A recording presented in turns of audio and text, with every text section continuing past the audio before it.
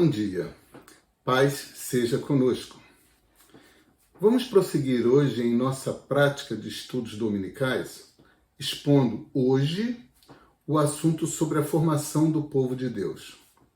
Então eu convido a você que está nos acompanhando nessa exposição, a partir desse momento, e vamos fazer a leitura no livro de Gênesis, no capítulo 12, exatamente a partir do versículo 1 até o versículo 9, que será o texto que vai nos orientar para este estudo. Bem, Gênesis 12, 1 a 9.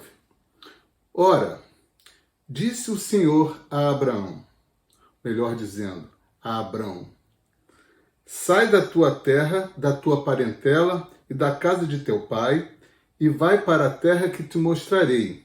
De ti farei uma grande nação, e te abençoarei, e te engrandecerei o nome.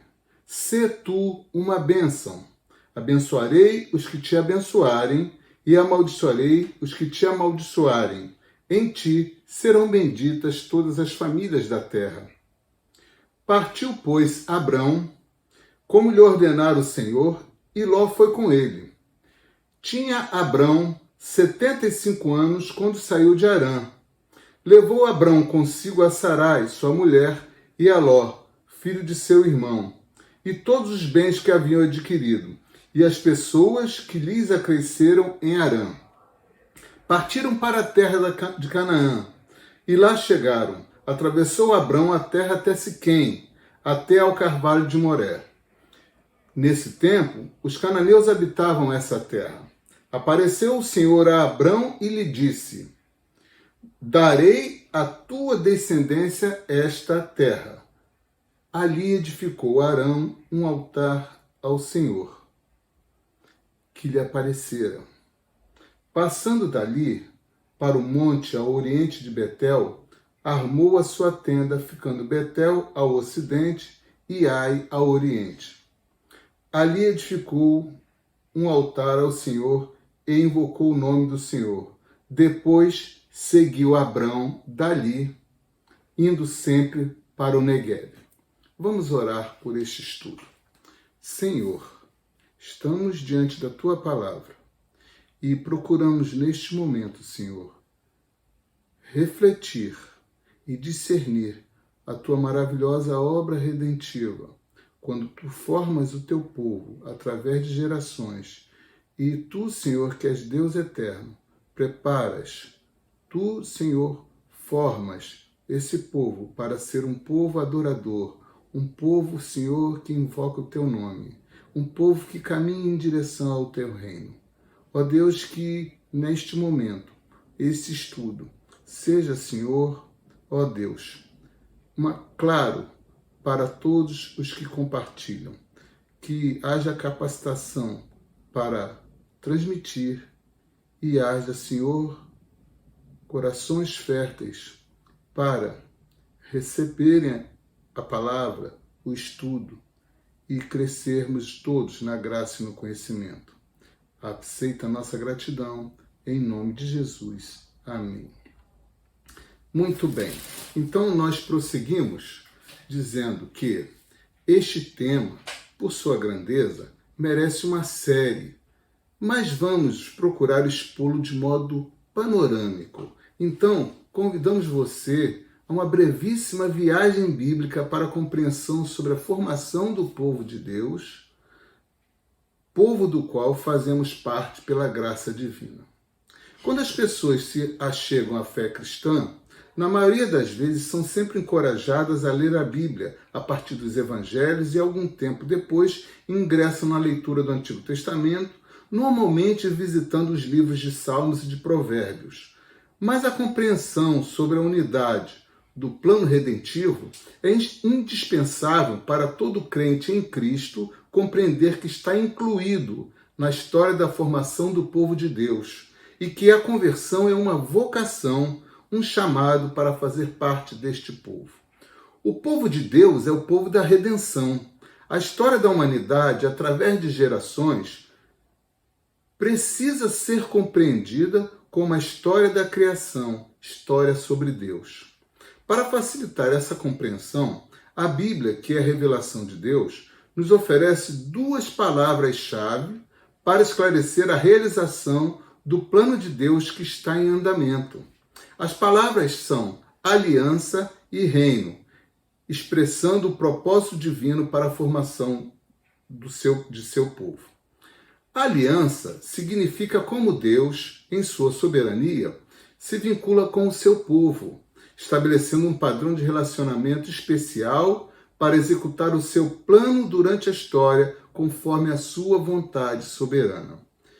Reino significa o governo de Deus sobre todo o povo chamado, alcançando toda a ordem criada.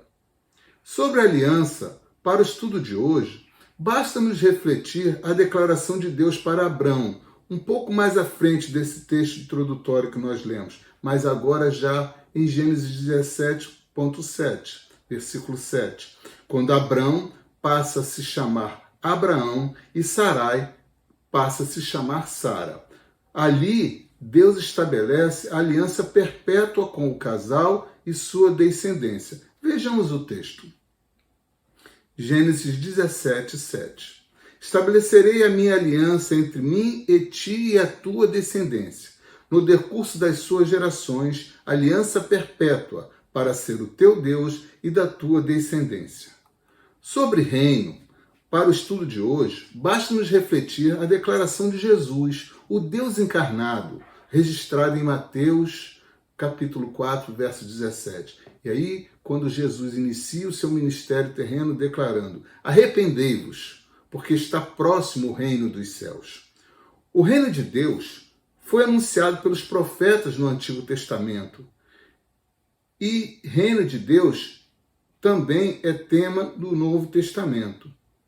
Então, não cabe considerar que reino de Deus é só tema do Novo Testamento, como aliança é somente tema do Antigo Testamento. Vejamos que sobre a aliança, no Novo Testamento, nós temos as palavras do Senhor Jesus com os seus discípulos na última ceia. Reparem que Jesus tomou o cálice e, dando graças, deu aos discípulos, dizendo: bebei dele todos. Isto é o meu sangue, o sangue da aliança, derramado a favor de muitos para a remissão de pecados. E Jesus afirmou que só voltaria a beber com os seus no reino do Pai. Bem, já dissemos que o reino de Deus foi anunciado pelos profetas no Antigo Testamento e esperado pacientemente por Abraão, que viu o reino com os olhos da fé. Desse modo, não cabe considerar que a aliança é tema do Antigo Testamento e reino de Deus é tema exclusivo do Novo Testamento. Ambos são tratados em toda a história bíblica que revela a redenção de Deus para o seu povo. Aliança e reino se entrelaçam, mas o que liga uma ao outro é conserto com Deus, arrependimento, remissão. Mas assim como o sacrifício e a remissão são definitivos, o conserto e arrependimento também precisam ser permanentes. E sempre vimos que Deus, quando se dirige, se relaciona com o seu povo, ele profere promessas direcionadas ao seu reino. Mas vamos avançar no estudo por seus tópicos. E o primeiro tópico deste estudo é nós observarmos que Deus, que chama seu povo, semeia sua formação. A transição do enredo da história da criação em Gênesis 11 para Gênesis 12 não é um simples virar de página na Bíblia. Houve um rebentar da semente no solo árido por rebeldia, corrupção e idolatria, que está revelado em Gênesis 10 e 11. Gênesis 10 e 11. Refiro-me aos capítulos 10 e 11. Surgiu naquele ambiente uma frágil planta que rompeu a superfície da terra, inaugurando a história da nova criação, revelando ser o ramo natural da oliveira que viria a prosperar e se multiplicar, regado por bênçãos decorrentes das promessas, firmadas em aliança.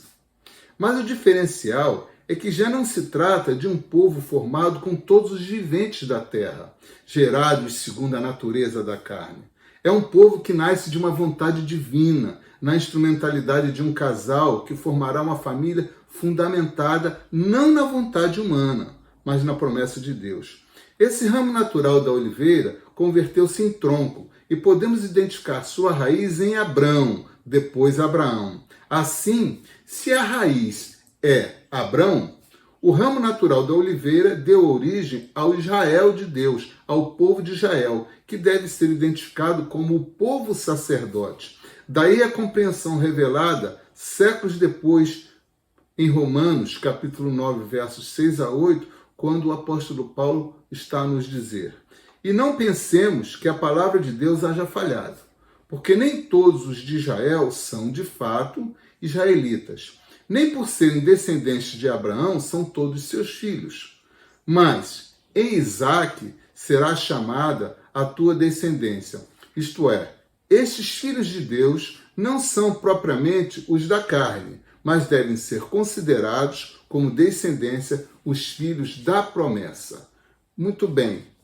Mesmo sendo a raiz bendita do tronco natural abundante, Abrão não tinha mérito próprio. Apesar de vir de uma descendência santa desde Sete, passando por Enoque, aquele que foi trasladado porque andou com Deus e Deus o tomou para si, passando por Noé, que foi separado para construir a arca e resguardar a sua família, e cada casal da criação, e chegando a 100, seu descendente filho. Mesmo sendo desta descendência, Abrão era idólatra, mas ali mesmo recebeu a soberana vocação do Senhor. Contrariando algumas interpretações que apontam o chamado de Abrão como sido em Harã, após a morte de Tera, seu pai, Gênesis 11, 31, nos dá conta de que Tera e Abrão saíram de Ur dos Caldeus para irem a Canaã, a terra de Canaã. No mesmo sentido, no início do capítulo 12, no versículo 1, é apontado que Deus mandou Abrão sair de sua terra. Ora, a terra dele era Ur dos Caldeus e não Harã. E temos base bíblica suficiente em Josué, no livro de Josué, capítulo 24, versículo 2, quando Josué, no seu último discurso, já velhinho, ele conclama o povo a adorar a Deus, e ele relata que no princípio a raiz do povo de Israel era Abrão, Abraão, e era pagão, era idólatra. Então os pais eram idólatras. E Atos capítulo 7, versículo 2, nos traz o discernimento a partir da exposição que Estevão, aquele diácono que foi apedrejado por adorar ao Senhor, e ele faz uma dissertação sobre a história do povo de Israel, falando aos irmãos judeus, e ele deixa muito bem claro que Abrão, depois Abraão, recebeu o poderoso chamado em sua terra natal, em Ur dos Caldeus. Então, para concluir que a fala de Deus com Abrão iniciou em Ur dos Caldeus, temos a base bíblica, inclusive porque naquele tempo seu nome era Abrão, cujo significado na tradição interpretativa rabínica era pai elevado. Bem, mas Abraão foi forjado pelo Senhor e aperfeiçoado para gerar o fruto da promessa, pela qual seria chamada a sua descendência, não segundo a carne, mas pelo poder e senhorio do Deus autoexistente, transcendente à criação, que conforme conhecemos em Efésios capítulo 1, verso 11, faz todas as coisas conforme o conselho da sua santa vontade. O Deus cuja mente não pode ser conhecida, de acordo com o que temos registrado em Romanos 11, 34. O mesmo Deus que, após libertar seu povo do cativeiro, ensina ao término do êxodo, conforme registrado em Deuteronômio, capítulo 6, verso 4, ouve Israel, o Senhor nosso Deus é o único Senhor. Esse mesmo Deus, de geração em geração, é o Deus que forma o seu povo como de sua exclusiva propriedade, para o propósito que ele mesmo designou. E o apóstolo Pedro registra isso na sua carta universal, na 1 de Pedro, capítulo 2, verso 9.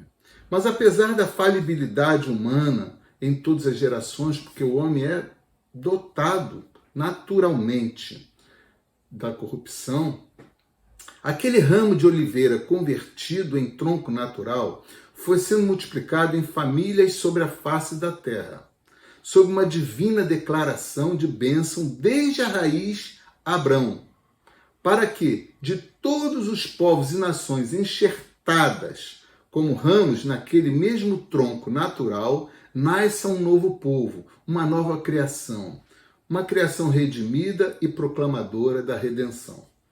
Bem, mas avançando no estudo, vamos ao tópico seguinte, porque o Deus que chama e forma o seu povo também protege o seu povo ao longo das gerações. E aí nós vemos que em todas as gerações evidencia-se a soberania e a autossuficiência de Deus para intervir na história e proteger o povo da redenção. A mão cuidadora de Deus jamais abandonou o seu povo escolhido, havendo sempre uma linhagem preservada por eleição. Notemos que Caim sacrificou Abel, mas sua descendência não prevaleceu. A partir de Sete, chega-se à família de Noé, que representa o resgate do remanescente fiel. Havendo corrupção em Cã e Jafé, a linhagem de Sem, filho de Noé, é selada com a proteção para cumprir o propósito divino. A idolatria prevalecia nos dias de Tera, como nós já dissemos um pouco anteriormente, mas o chamamento de Deus contraria a cultura humana da época e o Senhor convoca Abrão de modo poderoso. Cumprindo-se a aliança com aquele que creu e obedeceu, veio o filho Isaque, no qual está a descendência da promessa. E no seu filho mais moço, já o filho de Isaque, Jacó, mesmo sendo fraudador da primogenitura, como bem conhecemos a história, mesmo assim, em Jacó se consolidou o Israel de Deus. José, filho de Jacó, Israel, foi virtuoso, mas os seus filhos é que foram pais de tribos, porém invertendo-se a ordem da primogenitura. Mesmo no cativeiro do Egito, o povo da promessa multiplicou-se e tornou-se grande no meio da opressão. Lembremos que quando Jacó chega ao Egito, Jacó chega somando 70 vidas, 70 pessoas. Jacó é sepultado no Egito, seus filhos, e aí as gerações passam, 430 anos depois, vem o êxodo, vem a libertação do cativeiro do Egito. E aí, aquele povo de Israel que foi ao Egito com 70 vidas, é agora uma multidão, milhares de pessoas. E nessa história do êxodo, nós começamos conhecendo o bebê Moisés, que esteve ameaçado de vida e foi protegido num cesto betumado e lançado ao rio, sendo criado no palácio egípcio e depois capacitado na tenda de Jetro, lá em Midian, até receber sua vocação diante da sarça ardente. E nós estamos aí nesse processo. Os séculos estão passando, as gerações estão passando, mas Deus está formando seu povo e agora está resgatando o seu povo.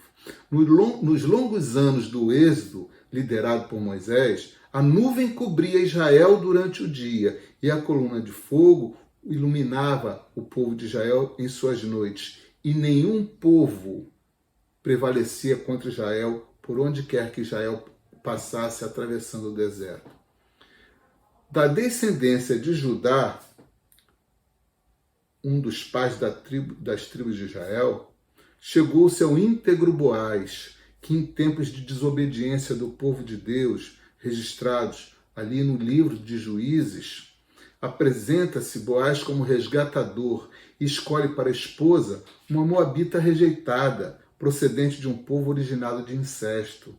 Lembremos que Ruth era moabita e Moabe descendia de Ló numa prática de incesto com uma de suas filhas. Mas o Deus soberano faz com que Boaz,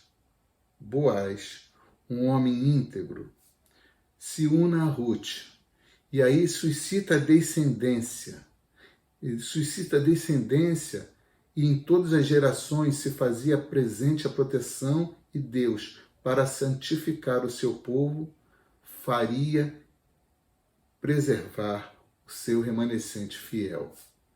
Da fidelidade de Ruth, a moabita escolhida, aquela que declarou à sua sogra, Noemi, o seu povo será meu povo e o seu Deus será o meu Deus, da Ruth nasce Obed. E depois Jessé. Na descendência de Jessé, o profeta Samuel, que também era juiz em Israel, vai cumprir o encargo de ungir um rei para suceder a Saul.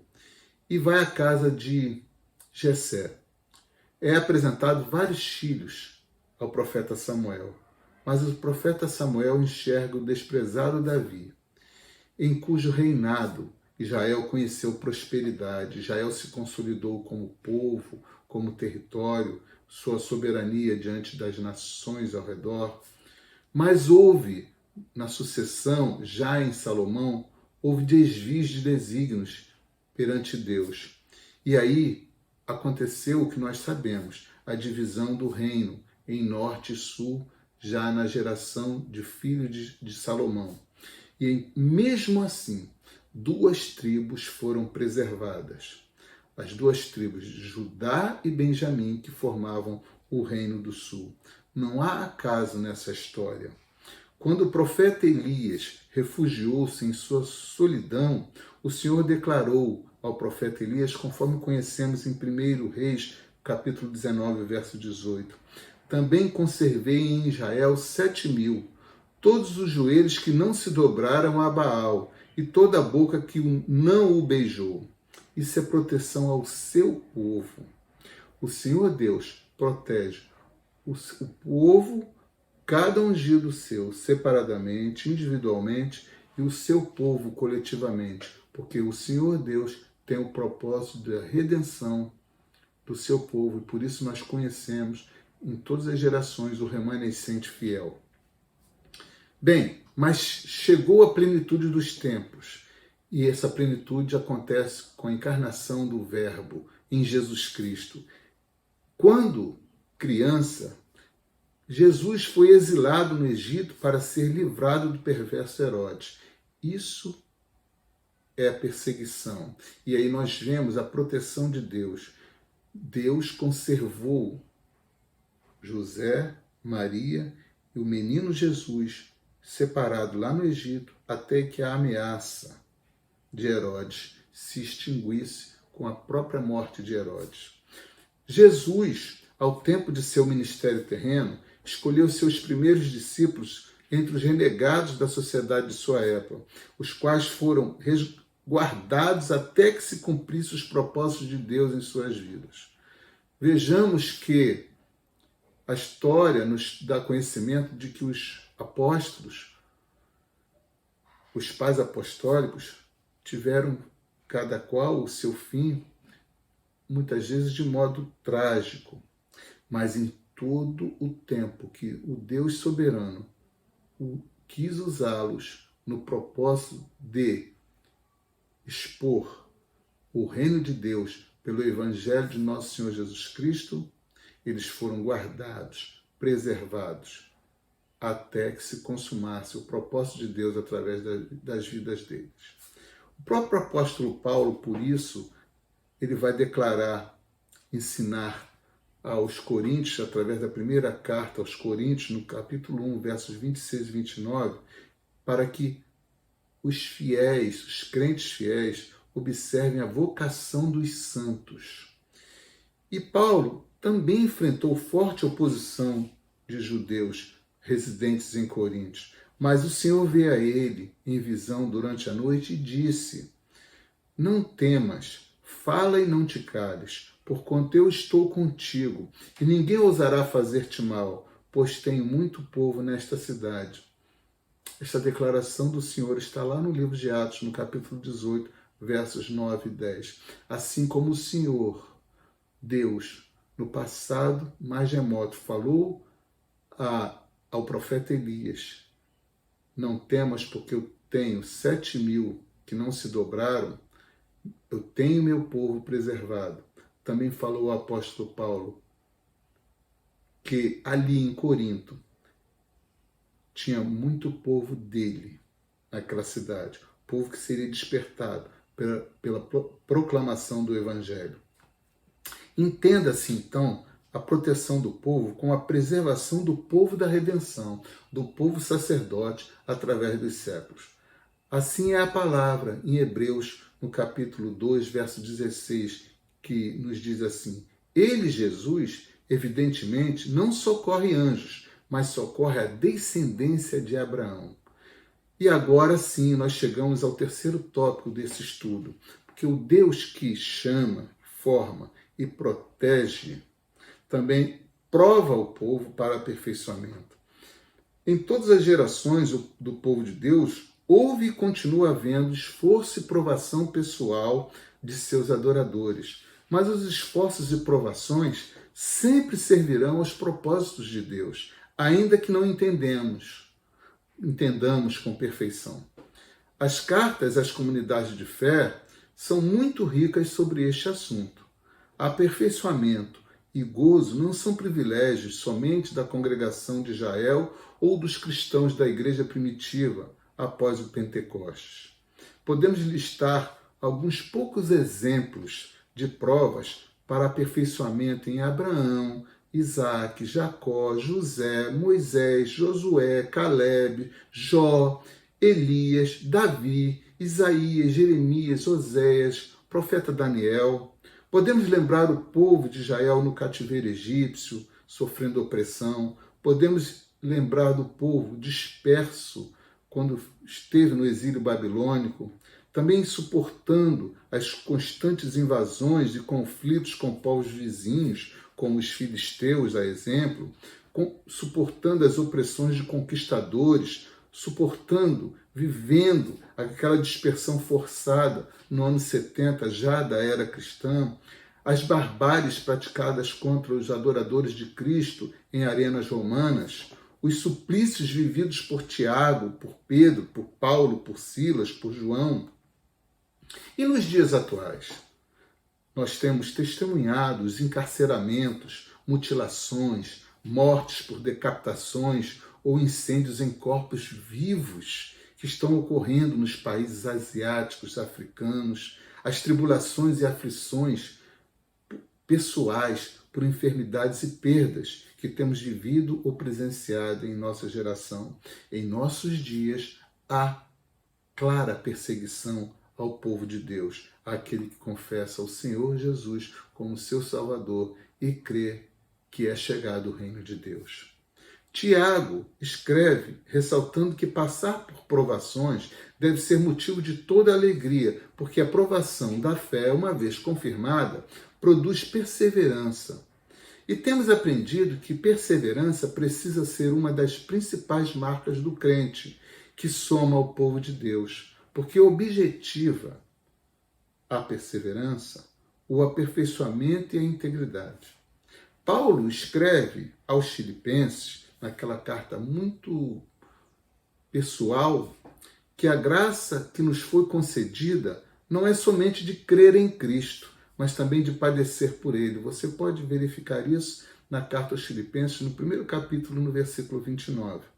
Paulo também dirá aos Coríntios, na primeira carta, repetindo o profeta Isaías, que nem olhos viram, nem ouvidos ouviram, nem jamais penetrou em coração humano o que Deus tem preparado para aqueles que o amam. 1 Coríntios 2, versículo 9. Mas o amar a Deus impõe sacrifícios. Não sacrifício da cruz. Mas o sacrifício para cada um que crê e persevera na sua caminhada para ser forjado como parte integrante do povo de Deus. Paulo também dirá aos Coríntios, na segunda carta, que a nossa leve e momentânea tribulação produz para nós eterno peso de glória, acima de toda comparação. Está lá na segunda aos Coríntios, no capítulo 4, verso 17. Nós bem sabemos que nenhum de nós deseja ou busca sofrimento, mas somente os filhos de Deus são provados. E o autor da carta aos Hebreus destaca exatamente que precisamos correr com perseverança a carreira que nos está proposta, imitando a Cristo que suportou a cruz, pois a disciplina por provação produz fruto de justiça. Nós temos o capítulo 12 de Hebreus, da carta aos Hebreus, expondo que os adoradores de Deus, as vidas que integram o povo de Deus, o povo separado de Deus, é aperfeiçoado por disciplina e porque Deus ama a cada um de seus filhos. Realmente, a mesma carta evidencia que, por meio de Jesus Cristo, há socorro aos que descendem de Abraão segundo a promessa. E é nesse sentido que estamos falando de proteção santificadora, manifestando a misericórdia e fidelidade de Deus para com seu povo, a fim de apresentar o seu povo a si mesmo sem mácula. E aí, quando nós falamos sobre Deus apresentar seu povo a si mesmo, após ter formado, ter protegido, ter aperfeiçoado em provas durante toda a peregrinação, nós entramos no último ponto deste estudo, que é exatamente sobre o Deus que aprova o seu povo. Então, o Deus que forma, o Deus que protege e prova seu povo, também o aprova. O povo originalmente formado, separado, protegido e provado por Deus, não compreendeu o seu chamado segundo os propósitos do Senhor. Estamos nos referindo ao povo de Israel, ao povo hebreu, assim chamado por ser descendente de Éber. A atitude coletiva do povo de Israel, enquanto nação, em pretender se apropriar do Deus único, mas ignorar o sacerdócio real para com os outros povos, e também a atitude de rejeitar o Messias de sua linhagem, essas atitudes foram desaprovadas por Deus. Entretanto, nem por isso Deus rejeitou integralmente o povo de Israel, pois em todas as gerações, em meio à rebeldia humana, sempre existiram os servos obedientes, os crentes fervorosos, que apesar dos tropeços e imperfeições, alcançaram e alcançam, continuam alcançando misericórdia e graça divinas. Notemos aqui que a aprovação de Deus não decorre dos méritos humanos, mas da perseverança no caminhar em submissão à vontade de Deus. Então, esta palavra, perseverança no caminhar, sempre norteou o povo de Deus. Vejamos que na abertura do capítulo 17 em Gênesis, Deus fala a Abrão: anda na minha presença e ser perfeito. Muitos séculos depois, Deus vai falar a Josué: medita na lei, nas escrituras, prossegue como vos tenho mandado. E Josué enfrentou as suas provações ao seu tempo, dentro do seu tempo de vocação. Quando o anjo do Senhor entrega ao servo João a revelação da parte de Jesus Cristo para ser compartilhada aos seus servos, e nós já estamos agora no livro de Apocalipse, a mensagem inicia com palavras dirigidas a algumas comunidades de fé, as 7 igrejas da Ásia. Mas é interessante notar que em cada mensagem o Senhor termina entregando sua promessa ao vencedor. É como se, falando ao seu povo, consolasse cada um dos seus individualmente, ou considerasse o povo como um só, e de fato é um só, é para ser um só. Então, o Senhor fala pelo anjo que entrega a sua promessa ao vencedor. Mas por que Jesus refere a promessa ao vencedor? Vencedor é todo aquele que se submete às provas e persevera no alvo que pretende alcançar. Em se falando de povo de Deus, a perseverança resulta em aprovação de Deus. O povo de Deus deve ser conhecido como o povo da perseverança, porque esta é a marca de tudo que é nascido do novo Espírito.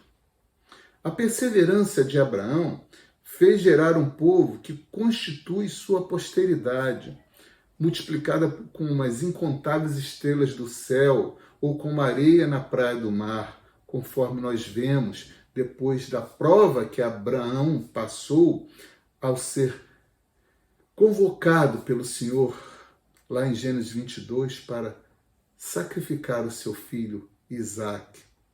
Abraão obedeceu. Abraão creu na promessa da descendência. Por isso nós podemos sempre ler que Abraão esperou contra a esperança. Então, Deus fala a Abraão: a tua posteridade será multiplicada como as incontáveis estrelas do céu ou como a areia na praia do mar. Isso é a aprovação de Deus, realizando a formação de seu povo através de gerações, para que receba vestiduras brancas, fazendo do seu povo uma grande multidão, procedente de todas as nações, tribos, povos e línguas, diante do trono e do Cordeiro Santo, conforme nós temos revelado em Apocalipse, capítulo 7, versículo 9. A aprovação de Deus em todas as gerações de seu povo é exatamente a marca de seu pertencimento para todo que conserva a aliança no amor de Cristo. Por isso a palavra nos diz com segurança: Deus conhece os que lhe pertencem, os que pertencem ao Senhor. Ninguém pode, nada pode separar no amor de Cristo. E nenhuma condenação há para aqueles que estão em Cristo Jesus. Então Deus separa, protege, prova e aprova, e aí sela como de seu pertencimento e conserva a aliança no amor de Cristo. Este povo formado e aprovado por Deus é sua nova criação. É povo eleito para invocar, adorar e cultuar ao Senhor onde estiver, no Oriente ou no Ocidente, conforme nós lemos os últimos versículos daquela sessão lá em Gênesis 12, que nós lemos no princípio. Deste povo, nossa geração fará parte. É importante que se consiga compreender, discernir que nós, hoje, na geração de hoje, integramos a formação desse povo que está sendo forjado, lapidado por Deus, preparado como o barro, o vaso frágil na mão do oleiro. E nós seremos povos de Deus, conforme Apocalipse 21, 3. E ele estará habitando no meio de nós. É o reino consumado.